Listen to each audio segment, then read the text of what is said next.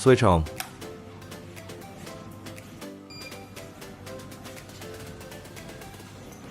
These four clamps are used to hold the sample.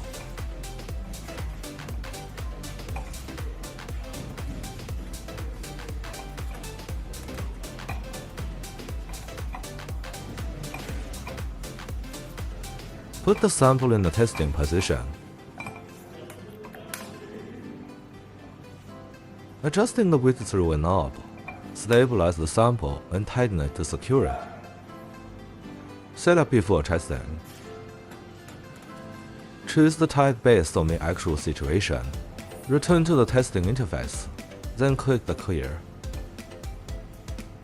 Open the bottle cap. Then click Save. Save the result for each test. Next, we can try the lock type. Select Lock.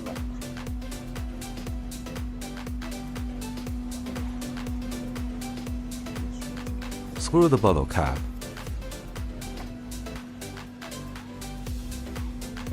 Click Save.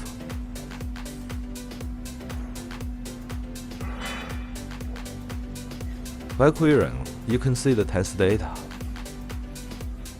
Click Print to directly print the test results.